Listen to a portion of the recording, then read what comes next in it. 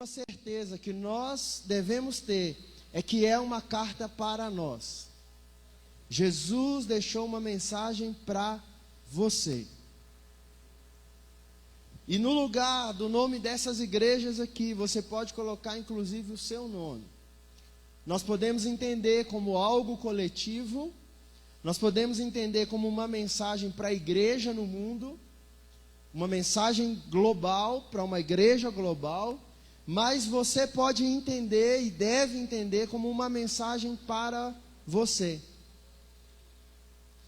E é uma mensagem para um tempo específico.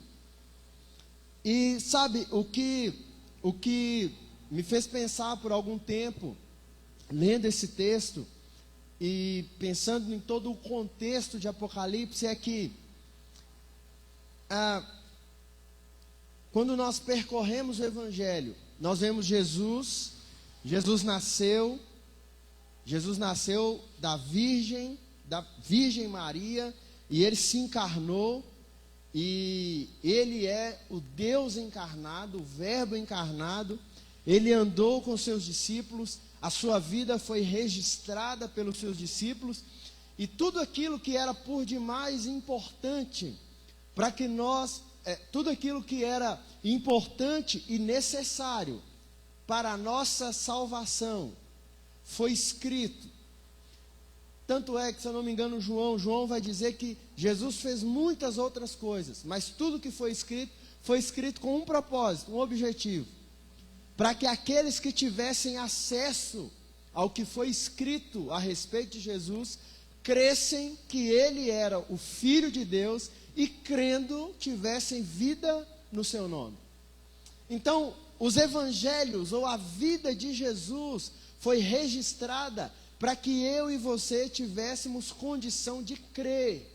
Crer o quê? Que Ele é o Deus encarnado, o Cristo que veio e morreu pelos meus e pelos seus pecados. E Ele permitiu, por intermédio dos seus apóstolos, na pregação dos apóstolos, na pregação dos discípulos e nos escritos dos evangelhos, que eu e você conhecêssemos essa história, e crendo nessa história, nós fôssemos salvos. E é interessante que depois Jesus morreu, Jesus ressuscitou, e o livro de Atos vai registrar as últimas palavras de Jesus aos seus discípulos, antes dele subir aos céus. E aí, você pode se imaginar como um daqueles discípulos. Você anda com Jesus 3 anos e meio. Por 3 anos e meio, você está convivendo com Ele, você está comendo com Ele, você está tomando café, almoçando, jantando, vendo os milagres, participando dos milagres, em certo momento fazendo milagres também, junto com Jesus. E aí então Jesus sobe à cruz e morre. E aí depois de 3 dias ele ressuscita. Jesus ressuscita. Então Jesus ressuscita e passa ali alguns dias com seus discípulos, e naquele momento, os últimos dias, as últimas horas de Jesus com seus discípulos, Ele deixa para os discípulos, lembrando que ainda não havia uma igreja estabelecida. A mensagem era para os discípulos, a mensagem era para aqueles que iriam começar a igreja, aqueles que iriam ser os primeiros a levar a mensagem do Evangelho. Então, Jesus separa esses últimos momentos, e nos últimos momentos, Ele fala aquilo que é mais importante. Então Jesus vira para eles e diz: olha, vocês receberão poder ao descer sobre vocês o Espírito Santo, então vocês serão as minhas testemunhas. E depois Jesus sobe aos céus. E João estava ali. E até então, até o Apocalipse, quem sabe as últimas palavras que João havia ouvido eram essas palavras. E se eram as últimas, provavelmente ele pensava, ou como eu penso, que eram as mais importantes. Ficar com as últimas palavras de Jesus era essencial para a caminhada. O que Jesus disse por último em Atos era essencial na pregação do Evangelho, no estabelecimento da igreja, na fundação da igreja e no percorrer da igreja. Agora, João, e apenas João, tem uma nova experiência. Jesus, ele permite que João experimente de novo ouvir instruções. Só que agora, essas instruções eram para um tempo específico. Se aquelas instruções de Atos eram instruções que antecediam a ação dos discípulos, antecedia a fundação da igreja, agora é diferente. E aquelas seriam as últimas palavras que João ouviria de Jesus, e pelo menos as últimas que ele registra. No Apocalipse, quando Jesus aparece para João, João vê um Cristo diferente do que ele havia visto em Atos. Em Atos, João ainda havia visto um Jesus, quem sabe, com marcas no seu corpo, com marcas de espancamento, com perfurações pelo seu corpo, a marca dos cravos nos seus punhos, um homem comum. Mas agora João tem uma visão que o faz cair ao chão, e João agora vê um Cristo glorificado, aquele que tem os cabelos e a cabeça brancos como a neve, os olhos como chama de fogo, um cinturão de ouro no seu peito, os seus pés como latão reluzente. Essa é a visão que João tem de Jesus, e aquilo impacta João. E aí Jesus vira para João e fala: João, eu ainda tenho uma mensagem para você, e por intermédio de você. Essa mensagem não diz respeito a preparar para algo que você ainda vai construir, mas eu quero que você diga algo para um povo que ainda vai vir, para um tempo específico, principalmente, que seria o tempo do fim. João, eu tenho uma última mensagem, que agora não é só para os 11, ou uma mensagem que dizia respeito àquilo que os 11 ainda iriam construir. Mas João, eu tenho uma mensagem para uma igreja que vai ser estabelecida, uma igreja que está sendo estabelecida, e esta mensagem é uma mensagem que eles vão precisar dessa mensagem no tempo do fim. Eles vão precisar carregar essa mensagem e me esperar, entendendo essa mensagem. Então, estejam com você. Eu e você precisamos entender que nós, neste mundo, esperando o retorno de Cristo, nós temos, da parte de Deus, acesso, e isso é graça.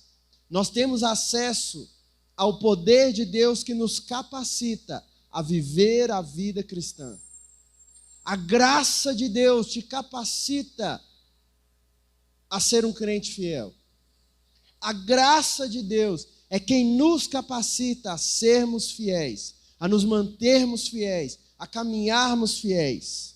E como uma de suas primeiras palavras, por intermédio de João, o Senhor está nos dizendo: a minha graça, que é a capacitação para um propósito, ela está sobre vocês. A graça de Deus repousa sobre nós. Então, todos os dias, quando eu e você abrimos os olhos, levantamos da cama, nós podemos ter a certeza e a convicção de que esse novo dia que está diante de nós, independente dos desafios que vão nos encontrar no caminho, existe graça para superá-los. Graça é isso, é capacitação para um propósito, capacidade para superar desafios, capacidade para superar intempéries, capacidade para ir além, capacidade para superar, para vencer, para lutar, para continuar crendo. Isso é graça. E essa capacidade, essa capacitação vem de Deus, está conosco, está com a igreja. Você tem condições de ser crente, não porque você faz tudo certinho, não porque você faz as coisas como você tem que fazer, não por aquilo que você de repente já construiu no decorrer da sua vida, não, mas é graça, que está lá todos os dias, na beirada da sua cama, quando você põe o pé no chão para enfrentar o dia. Existe graça. Que a graça e a paz estejam com vocês. A graça e a paz de quem? De Jesus Cristo, a fiel testemunha, o primogênito dos mortos e o soberano dos reis da terra.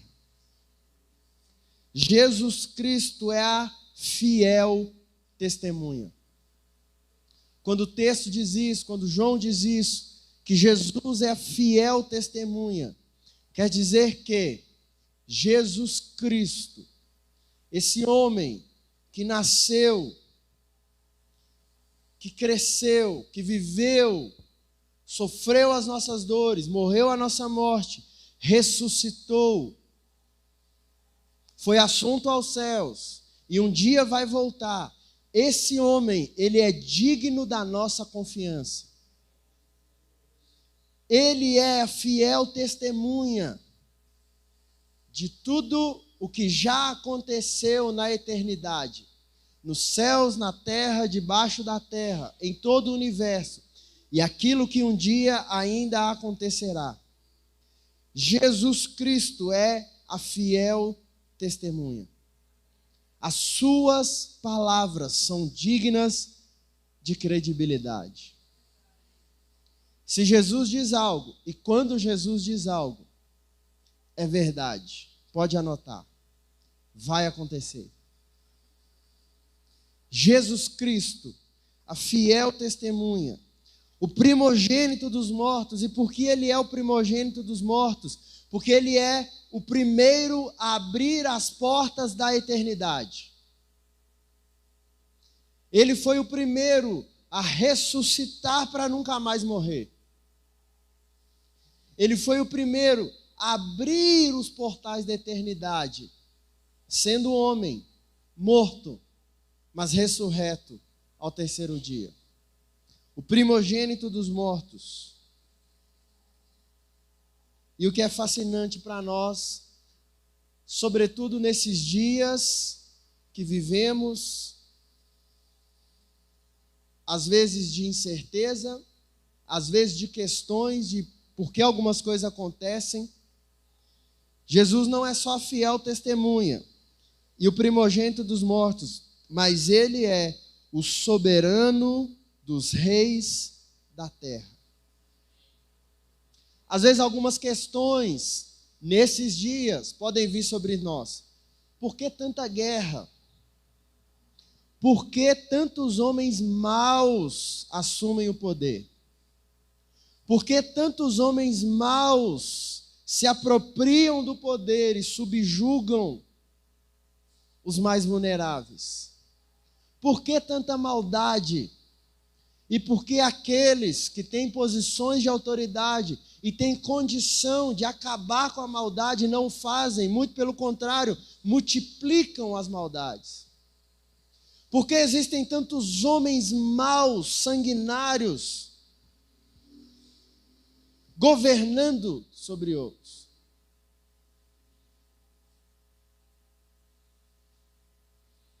Porque parece que são os maus que estão governando e trazendo consequências e prejuízos sobre aqueles que estão debaixo da sua liderança. E às vezes algumas dessas questões podem vir na nossa cabeça. Mas no fim das contas, independente do que os homens pensam, independente do tamanho de controle que os homens pensam que têm sobre outros, no fim das contas, esse Jesus, ele é o soberano dos reis da terra. Nada fugiu ao seu controle. Nada fugiu ao seu controle. Independente do resultado, no segundo domingo de outubro, ou último domingo de outubro, não lembro, do ano retrasado, Jesus não perdeu o controle. Independente da decisão de homens maus de estourarem guerras, e cada vez mais guerras pelo mundo afora, o soberano dos reis da terra jamais perdeu o controle. E no fim da história, ele cumprirá o que prometeu. Ele julgará a cada um, segundo o bem ou mal que tiver feito. Cristo é o soberano dos reis da terra. Em terceiro lugar, o que é que Jesus queria que eu e você soubéssemos como uma de suas últimas palavras para a igreja? E eu amo esse versículo. Final do versículo 5. Aquele que nos ama e pelo seu sangue nos libertou dos nossos pecados. Jesus ama você. João diz que a graça esteja com você. Da parte de quem? De Jesus, a fiel testemunha, o primogênito dos mortos, o soberano dos reis da terra. E quem é esse? Ele é aquele que nos ama. Aquele que nos ama. Irmãos, nós passamos por tempos tão difíceis, muitas vezes tão complicados, situações tão terríveis. Existem pessoas que passam por momentos de tribulações, de aflições, de angústias tão pesados, e de repente esse é você nesse tempo. Quem sabe você, nesses dias, passa por algum ciclo de lutas, dificuldades, aflições, angústias, agonias, incertezas. Mas uma coisa jamais vai mudar: Ele nos ama. Ele nos ama. E Ele nos ama tanto que Ele derramou o seu sangue, aquele que nos ama, e pelo seu sangue nos libertou dos nossos pecados. Jesus ama você e ama tanto que Ele deu o seu sangue para te libertar dos seus pecados.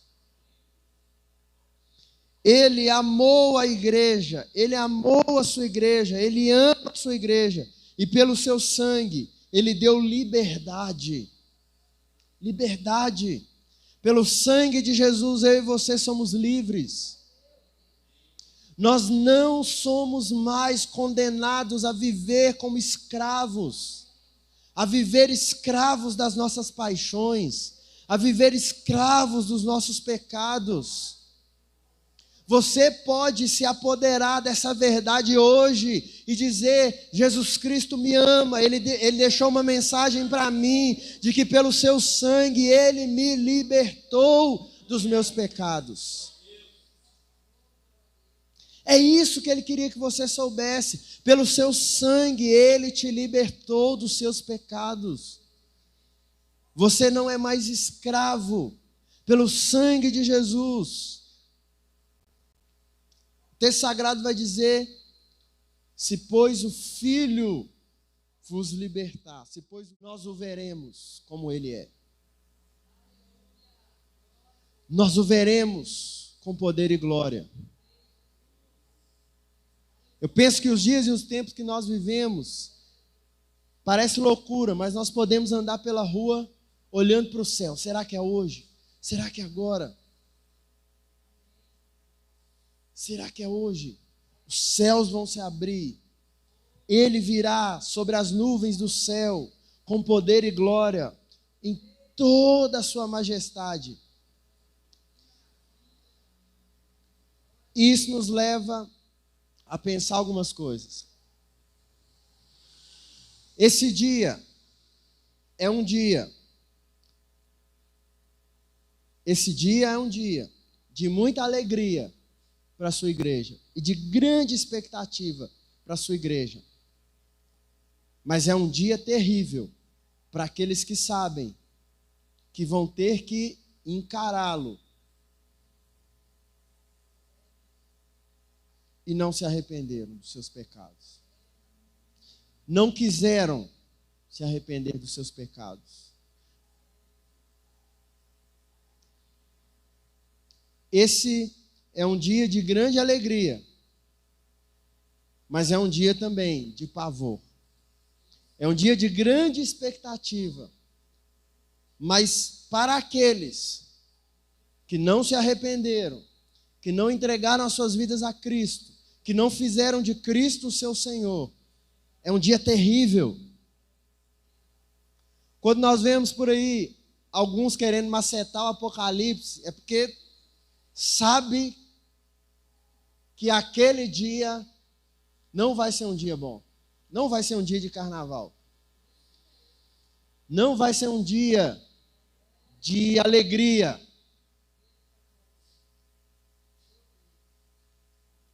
É um dia de acerto de contas para alguns.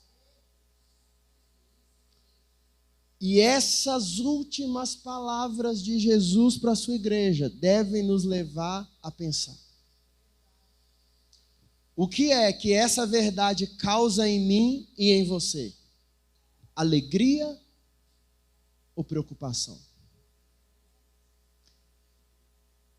Isso demonstra a maneira com que nós estamos o esperando e vivendo as suas últimas palavras. Os sentimentos que a ideia, o simples fato de pensar que ele vem, o que isso causa em nós, diz muito a respeito da maneira como temos conduzido a nossa vida. Sabe, quando aquela cantora, ela espontaneamente fala: não, nós vamos macetar o Apocalipse, não vai ter nada de Apocalipse não. Quando ela faz isso, na verdade diz muito respeito, diz mais a respeito da preocupação dela do que a ideia que ela tem da capacidade de parar uma coisa dessas. E eu vejo, eu estava conversando com o Wesley até esses dias, eu falei: mano, Jesus está assim, Jesus está com a chave lá na porta, assim, ó, esperando, porque o assunto mais falado do carnaval, ser escatologia, o negócio está virando mesmo. Fim dos tempos, ser o assunto mais comentado do carnaval é porque as pedras estão gritando. Ninguém vai poder, principalmente quem participou do Carnaval 2024, não vai poder reclamar que não teve oportunidade, não teve um aviso. Porque até discussão sobre o Apocalipse teve no Carnaval 2024. E o que ela fez, na verdade, é um reflexo do que muitas pessoas fazem. uma preocupação a respeito desse dia. Eu vou me encontrar com Jesus. E pelo que eu sei de mim, e da maneira que eu tenho vivido, e de como eu tenho respondido a sua mensagem, não vai ser algo bom.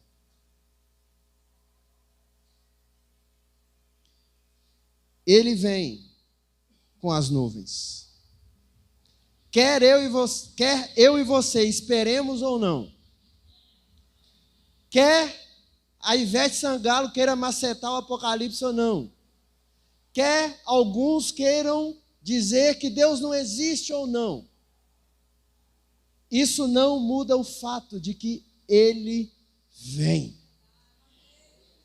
Ele vem. Ah, mas Ele vem. Vem. Ah, Ele vem. Ah, mas Ele vem. Vai ter um dia, está marcado no calendário da eternidade, o dia que Ele vem. O Cristo que morreu, ressuscitou, subiu aos céus, foi visto por mais de 500 irmãos de uma só vez. Foi visto por João na visão do Apocalipse. Ele vem. Hoje está mais perto do que ontem.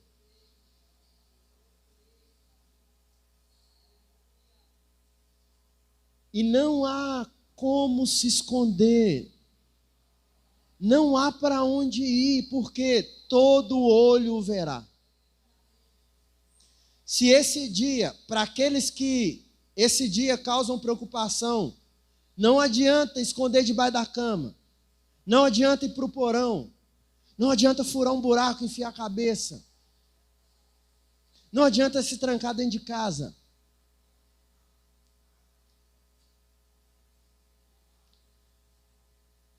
Onde quer que alguém estiver,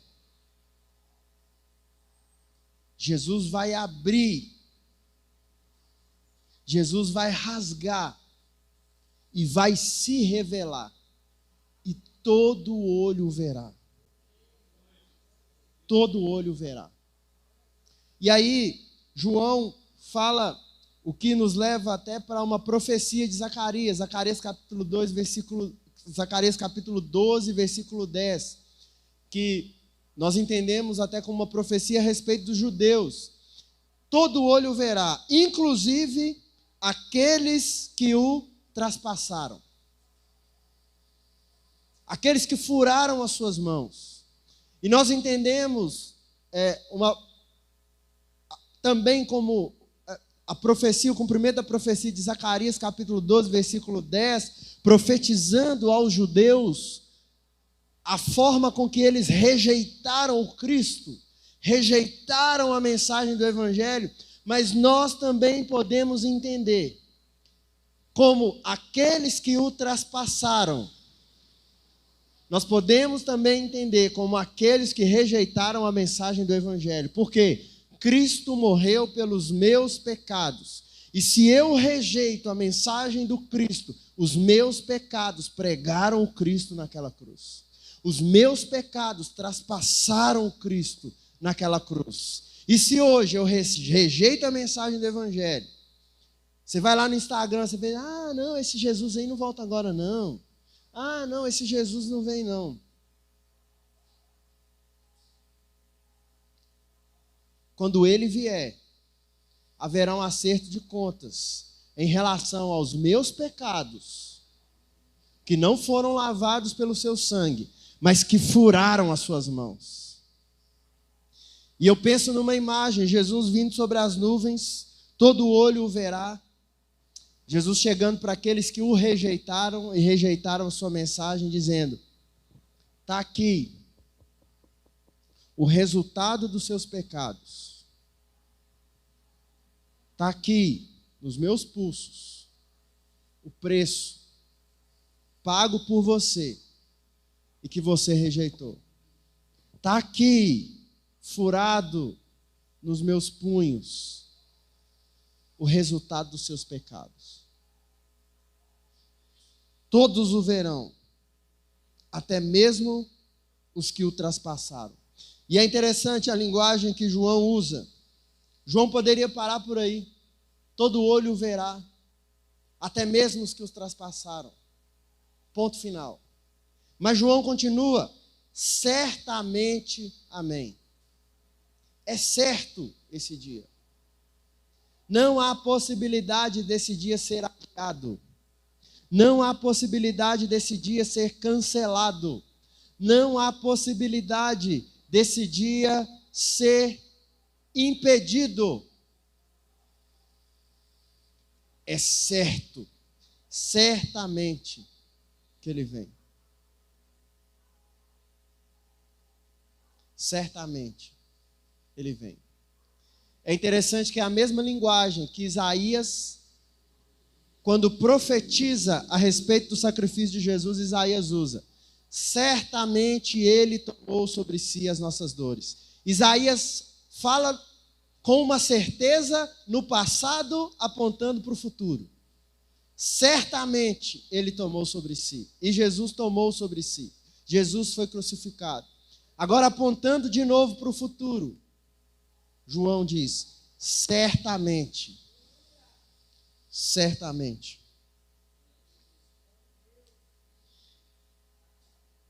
E numa introdução da mensagem que Jesus queria deixar para a sua igreja,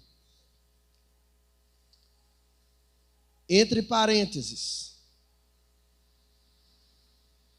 na primeira pessoa, ele diz, eu sou o Alfa e o Ômega, diz o Senhor Deus, aquele que é, que era e que há de vir, o Todo-Poderoso. Eu não sei você, mas isso me faz estremecer. Isso me dá temor. Isso deve nos fazer tremer. Quando ele diz que ele é o Alfa e o Ômega, não existe nada que exista, não tem nada que exista que esteja fora dele. Não é Deus que mora no céu, é o céu que mora nele. Não é Deus que habita a eternidade habita nele. Deus não habita em qualquer lugar. Tudo que existe habita nele. Ele é o Alfa e o Ômega. Ele é o início de tudo. No começo da eternidade, ele estava lá, porque ele criou a eternidade. No final, ele está lá, que ele criou a eternidade. Ele é o início e o fim. Não há nada que aconteceu, que acontece ou que acontecerá que esteja fora do seu plano, fora do seu propósito, encoberto aos seus olhos. Ele não pode ser pego de surpresa. Ele é o início e o final. Ele é o Alfa e o Ômega. Para nós, ele é o A e o Z. Não existe nada fora dele.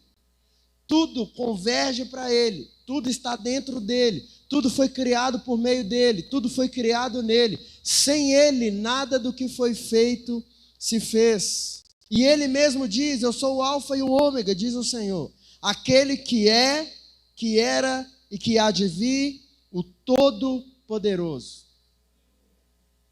Ele é imutável. Ele sempre é o mesmo. Ele nunca vai mudar. Isso quer dizer que os seus fundamentos e princípios não são removíveis. O que era verdade na eternidade é verdade hoje e sempre vai ser verdade. O que era pecado na eternidade vai ser pecado hoje e vai ser pecado na eternidade futura. Os seus princípios são imutáveis. Ele era, ele é Ele era e Ele há de vir. Ele é o Todo-Poderoso.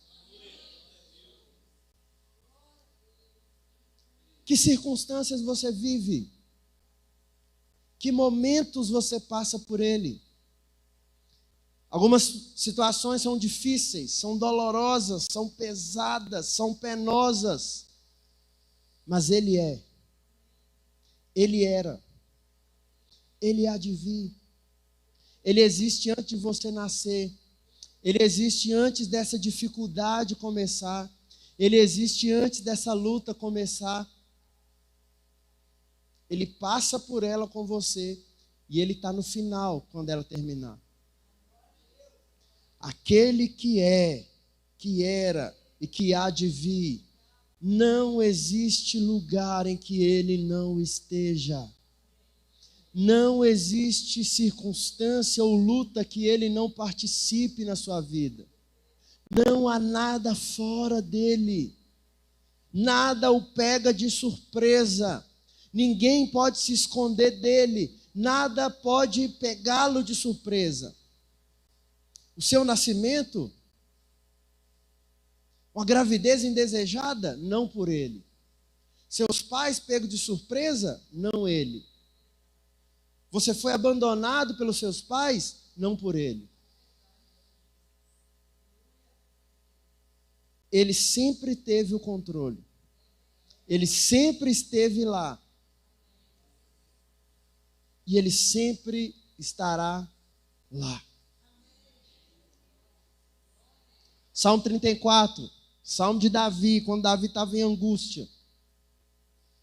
Davi é capaz de louvar, de adorar, dizendo: Ele certamente estará com o justo na sua angústia.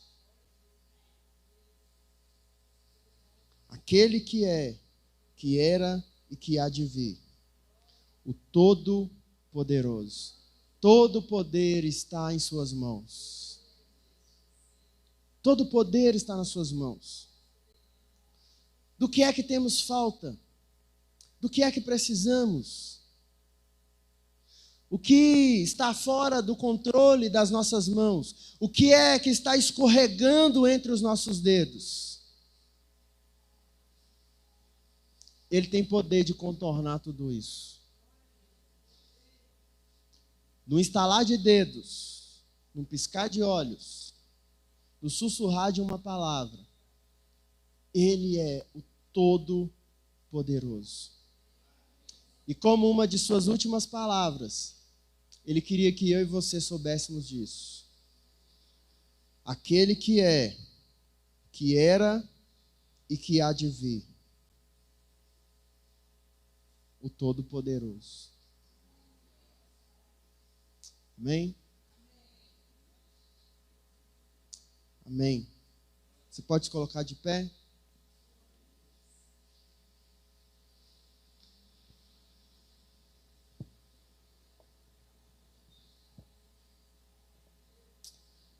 Senhor Jesus, nós te agradecemos pela tua palavra.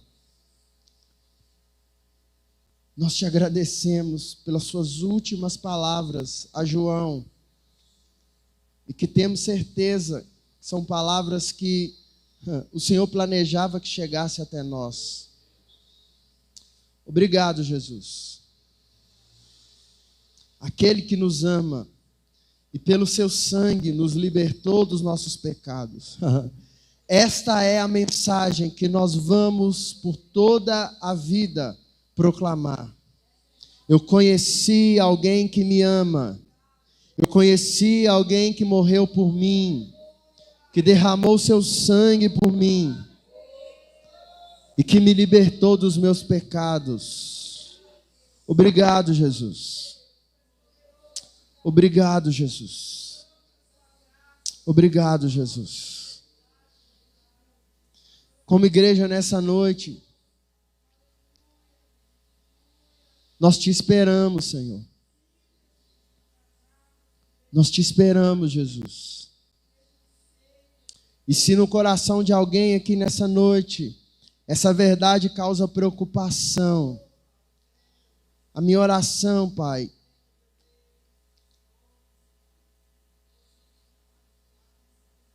que antes desse dia, ele ou ela acerte contas com o Senhor hoje. Se acerte com o Senhor hoje. Acerte as suas veredas, aplane os seus caminhos. Porque certamente o Senhor vem. Que nós sejamos essa igreja, Senhor, que espera com alegria, que espera com expectativa e não com preocupação. Que nós sejamos essa igreja, Senhor, que vive não como se a nossa riqueza, a nossa casa, os nossos bens, os nossos ministérios, o império que construímos, a igreja que construímos, fosse durar eternamente e fosse a coisa mais importante das nossas vidas, mas que nós venhamos viver entendendo que tudo isso é um instrumento, é uma ferramenta para continuarmos servindo ao Senhor, esperando o grande dia. Que nós sejamos essa igreja, Senhor, que apressa, que vive esperando e apressando o retorno de Cristo, pregando o Evangelho,